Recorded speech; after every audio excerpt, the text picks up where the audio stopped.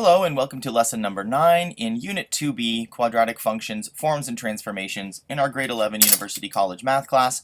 This is converting from factored or vertex to standard form.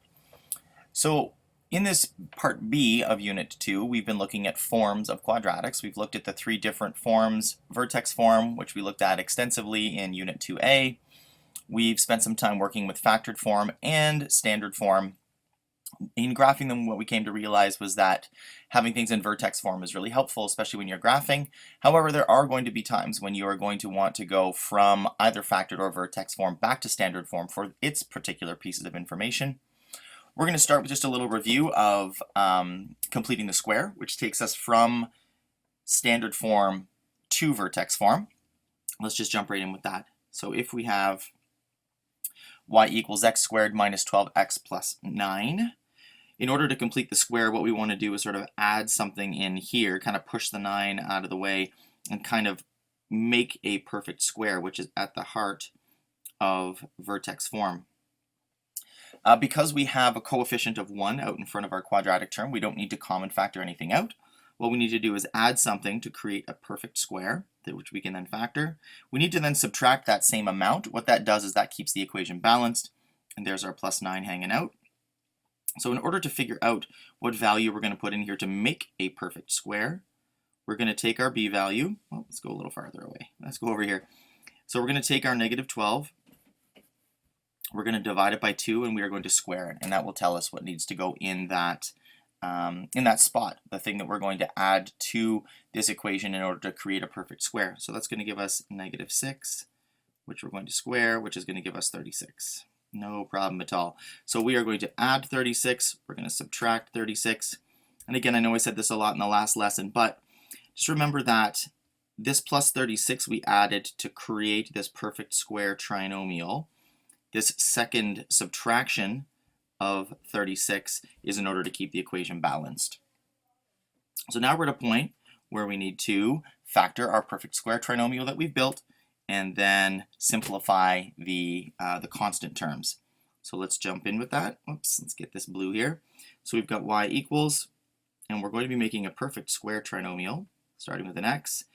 Because we have a negative value here, this is going to be a subtract.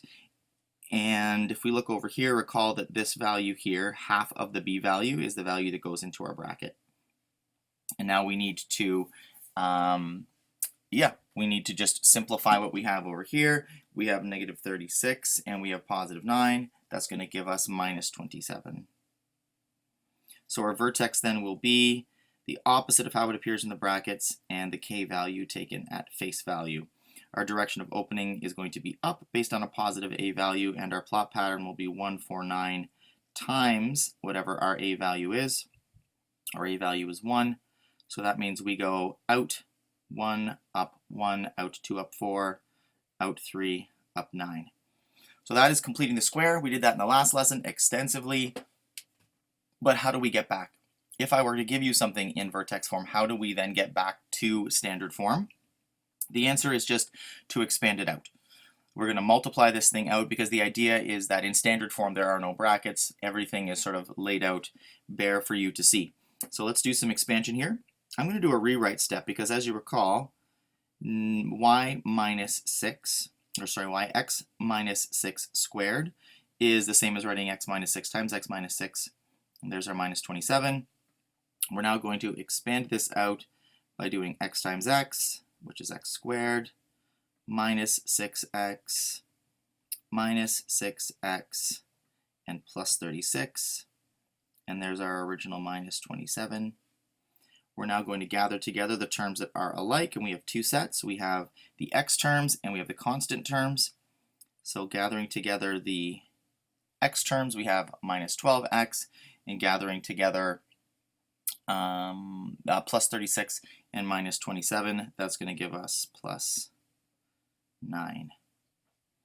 And there you go. Interestingly enough, this is the same example that we did up above, but you can see how we now get back to standard form. What do we know from standard form? Well, we know that the y-intercept is going to be equal to the c value, so 0, 9. We know that our parabola is going to open up, and with an a value of 1, it means our plot pattern will be 1, 4, and 9. So this is how you get from vertex form back to standard form, expand it out. Let's look at a slightly more complicated example. This time we have a coefficient out front. That's no problem. We're just going to leave it sitting out there. I'm going to do a rewrite step to get my two binomials written side by side. Now, as I said all the way back in Unit 0, when you're doing an expansion like this, I like to do and I encourage you to do the two binomials first.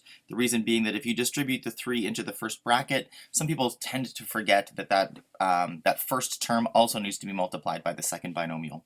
So I always recommend we just do the two binomials first. That gives us x squared plus 2x plus another 2x and plus 4. There's our bracket, and there's our minus 5. From here, I'm going to simplify the inside of the bracket by gathering together the terms that are alike.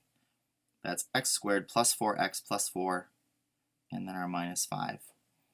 Now I'm going to distribute this 3 in, now that I've got that binomial sort of multiplied out and simplified, and that's going to give me y equals 3x squared plus 12x plus 12, and there's that minus 5 from the original. And now a little more simplifying, gathering together the terms that are alike, plus 12x, and then we have our plus 7. So what do we know about this? We know that our y-intercept is going to be 0, 7. We know that our direction of opening is going to be up since we have a positive a value here. And we know our plot pattern is going to be 1, 4, 9 amplified by the a value, which is 3.